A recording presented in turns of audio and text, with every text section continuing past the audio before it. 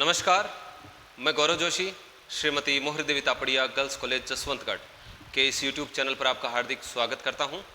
हम पढ़ रहे हैं व्यावसायिक सांख्यिकी और इसके अंतर्गत हम आज की क्लास में पढ़ेंगे वर्गीकरण, क्लासिफिकेशन।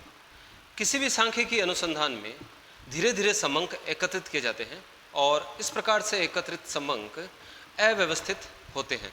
उदाहरण के लिए किसी क्लास के विद्यार्थियों के अगर किसी सब्जेक्ट के प्राप्तांक ज्ञात किए जाएं, एकत्रित किए जाएं, जैसे मान लीजिए कि अकाउंटेंसी में किसी क्लास के विद्यार्थियों के प्राप्तांक अगर एकत्रित किए जाएं तो इस प्रकार से होंगे। किसी विद्यार्थी के 100 में से 55, किसी के 45, किसी विद्यार्थी के 60 प्राप्तांक आए हैं, किसी के 70, किसी के 72, किसी के 82, किसी के 57। तो इस प्रकार से जो है ये प्राप्तांक संकलित होंगे, एकत्रित होंगे। अगर विद्यार्थियों की संख्या बहुत अधिक है, मान लीजिए कि विद्यार्थियों की संख्या 50 है, तो 50 विद्यार्थियों के लिए उनके प्राप्तांक एकत्रित किए जाएंगे। तो एकत्रित किए गए समंक अव्यवस्थित होते हैं और इनके द्वारा किसी भी प्रकार की कोई सूचना प्राप्त नहीं की जा सकती। इसलिए अव्यवस्थित समंकों को व्यवस्थित करने के लिए, क्रमबद्ध करने के लिए उनका वर्गीकरण आवश्यक होता है। तो आज की क्लास में हम वर्गीकरण के बारे में बात करेंगे। तो वर्गीकरण में सबसे पहले हम बात करेंगे वर्गीकरण के आधारों की, कि एकत्रित किए गए समंकों का वर्गीकरण किन आधारों पर किया जा सकता है। वर्गीकरण के आधार।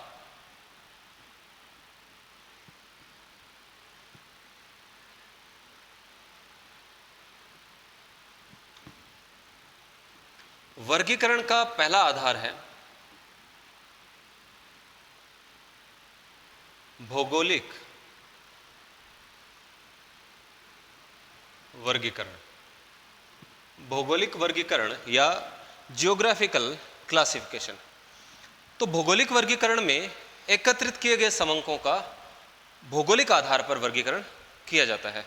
उदाहरण के लिए मान लीजिए कि राजस्थान की जनसंख्या का जिलेवार अगर वर्गीकरण करना हो तो ऐसा वर्गीकरण भौगोलिक वर्गीकरण कहलाता है। अगर किसी वस्तु के उत्पादन का, मान लीजिए कि गेहूं के उत्पादन का राज्यों के अनुसार अगर वर्गीकरण करना हो तो ऐसा वर्गीकरण भी भौगोलिक वर्गीकरण कहलाता है। अगर एक उदाहरण और लें कि राजस्थान में जो कुल कॉलेजों की संख्या है उनका अगर शहरों के अनुसार वर्गीकरण किया जाए तो ऐसा वर्गीकरण भी भौगोलिक वर्गीकरण कहलाता है। उदाहरण के लिए नेम ऑफ सिटी, शहर का नाम लिखा जाएगा, जैसे जयपुर, जोधपुर, सीकर, कोटा, इस प्रकार से शहरों के नाम लिखे जाएंगे और नंबर ऑफ कॉलेजेज, इन शहरों में कॉलेजों की संख्या इनके सामने दर्शाई जाएगी। जैसे मान लीजिए कि 15 कॉलेज जयपुर में हैं, 12 जोधपुर में, 7 कॉलेज सीकर में, 13 कॉलेज कोटा में है। तो इस प्रकार का जो वर्गीकरण है, भौगोलिक वर्गीकरण जो है, भूगोल के आधार पर जो वर्गीकरण किया जाता है एकत्रित समंकों का, वह वर्गीकरण भौगोलिक वर्गीकरण, जियोग्राफिकल क्लासिफिकेशन कहलाता है। वर्गीकरण का दूसरा आधार है, यानी कि और किस तरीके से वर्गीकरण किया जा सकता है कि एकीकृत समंकों का, वो है समयानुसार। समयानुसार वर्गीकरण, समय के अनुसार वर्गीकरण किया जा सकता है। हम बात कर रहे थे राजस्थान की जनसंख्या की, तो अगर राजस्थान की जनसंख्या को समय के अनुसार दर्शाना हो कि 2017 में राजस्थान की जनसंख्या कितनी थी, 2018 में, 2019 में, 2020 में राजस्थान की जनसंख्या कितनी थी, तो अगर राजस्थान की जनसंख्या वर्षों के अनुसार दिखानी हो, उसका वर्गीकरण करना हो, तो ऐसा वर्गीकरण समयानुसार वर्गीकरण कहलाता है। इसी प्रकार देश की जनसंख्या को भी अगर वर्षों में दर्शाना हो, वर्षों के अनुसार दर्शाना हो, तो ऐसा वर्गीकरण भी समयानुसार वर्गीकरण कहलाता है। किसी कॉलेज में एडमिशन लेने वाले छात्रों की संख्या को अगर वर्षों में दर्शाना हो तो ऐसा वर्गीकरण भी समयानुसार वर्गीकरण कहलाता है। यानी समय के अनुसार आंकड़ों का वर्गीकरण किया जाता है। तो समय वर्षों में भी हो सकता है, महीनों में हो सकता है, सप्ताह में हो सकता है। तो लेकिन जो समय के अनुसार वर्गीकरण किया जाता है एकत्रित आंकड़ों का, वो समयानुसार वर्गीकरण कहलाता है। तीसरा वर्गीकरण है गुणात्मक वर्गीकरण, क्वालिटेटिव क्लासिफिकेशन। एकत्रित आंकड़ों का उनके गुणों के आधार पर जब वर्गीकरण किया जाता है तो ऐसा वर्गीकरण गुणात्मक वर्गीकरण कहलाता है। जैसे एकत्रित आंकड़ों का बुद्धिमानी के अनुसार वर्गीकरण किया जाए, साक्षरता के अनुसार इनका वर्गीकरण किया जाए, ईमानदारी के अनुसार वर्गीकरण किया जाए, वैवाहिक स्थिति के अनुसार वर्गीकरण किया जाए, रोजगार की स्थिति के अनुसार वर्गीकरण किया जाए, गरीबी अमीरी इस प्रकार से आर्थिक स्थिति के अनुसार उनका वर्गीकरण किया जाए, तो ऐसा वर्गीकरण गुणात्मक वर्गीकरण कहलाता है। इनको संख्याओं में नहीं व्यक्त किया जा सकता, ऐसा वर्गीकरण गुणात्मक वर्गीकरण कहलाता है। तो गुणात्मक वर्गीकरण में दो प्रकार के वर्गीकरण शामिल किए जाते हैं। एक तो है सरल वर्गीकरण, जहां पर केवल एक ही गुण दर्शाया जाता हो, ऐसा वर्गीकरण सरल वर्गीकरण कहलाता है। मान लीजिए कि किसी शहर की जनसंख्या को हमने पहले लिंग के आधार पर, यानी कि पुरुष और महिला, किसी शहर की जनसंख्या को मेल और फीमेल, पुरुष और महिलाओं के आधार पर हमने वर्गीकरण किया, और फिर इनका वर्गीकरण हमने किया इनकी वैवाहिक स्थिति के आधार पर कि विवाहित है या अविवाहित। शहर की जनसंख्या में कितनी महिलाएं हैं और उन महिलाओं में से कितनी महिलाएं विवाहित हैं और कितनी अविवाहित हैं।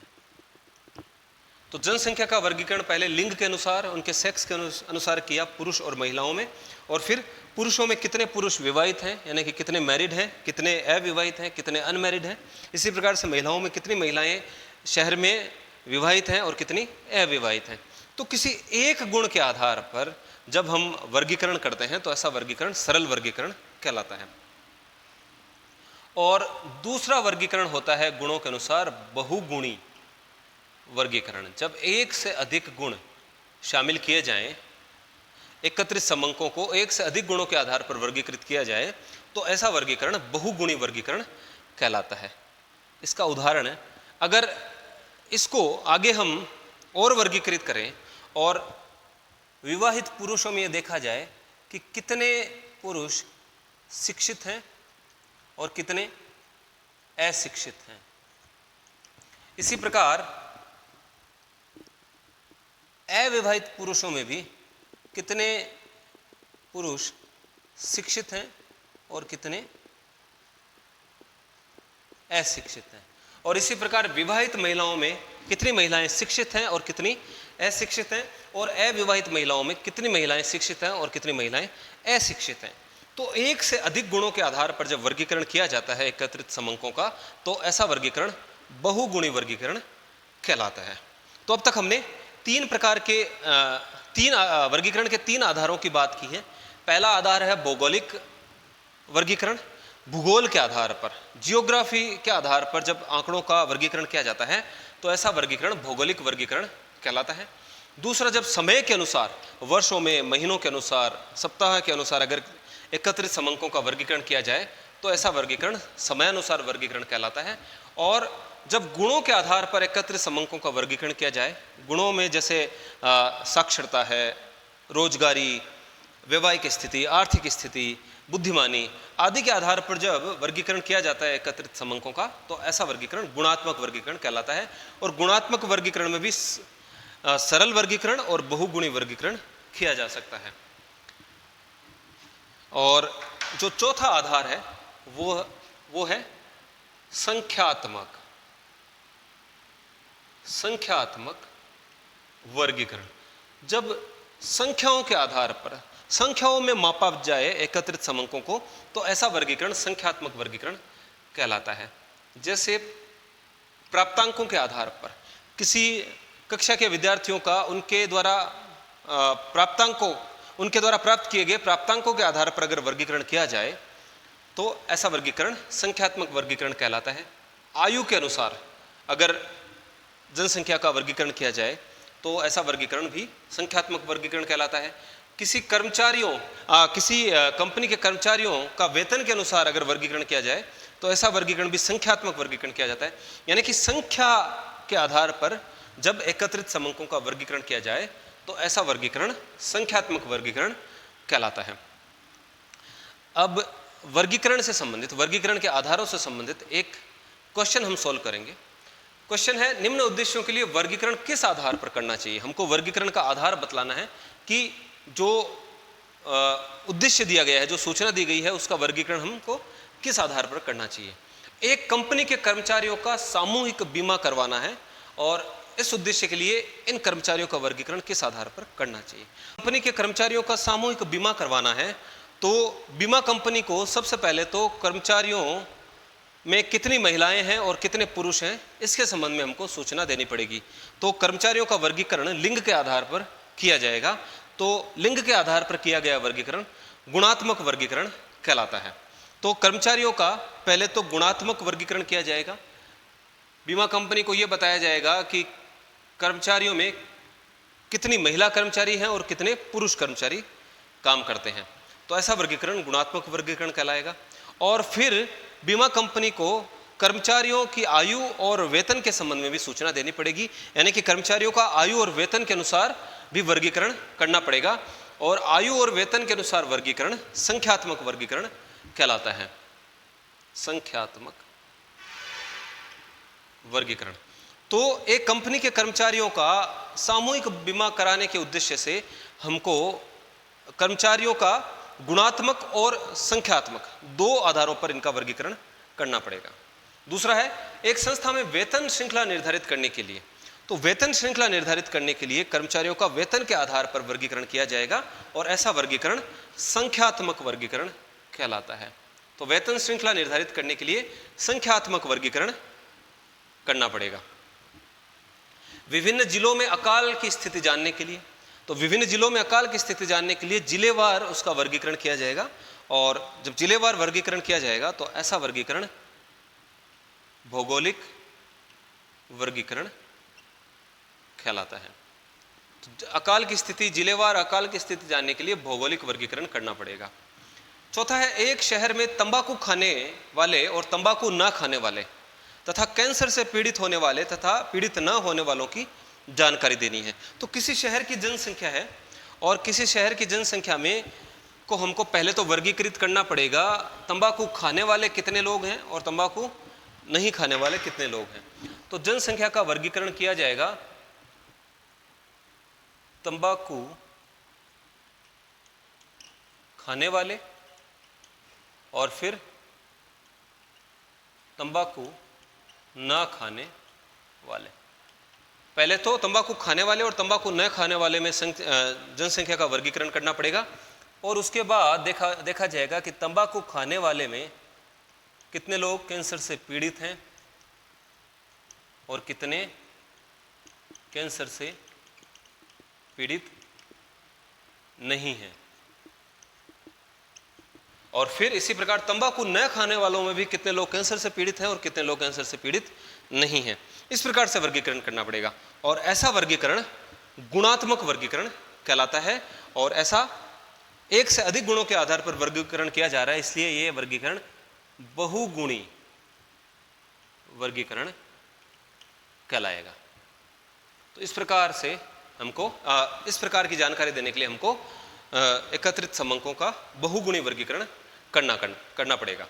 कंपनी के अंशों की बाजार मूल्य की प्रवृत्ति, कंपनी के अंशों की बाजार मूल्य की प्रवृत्ति दिखाने के लिए हमको समय के अनुसार अंशों का बाजार मूल्य दिखाना पड़ेगा और फिर प्रवृत्ति की जानकारी देनी होगी। तो कंपनी के अंशों की बाजार मूल्य की प्रवृत्ति दर्शाने के लिए हमको अंशों के बाजार मूल्य का समयानुसार वर्गीकरण करना पड़ेगा।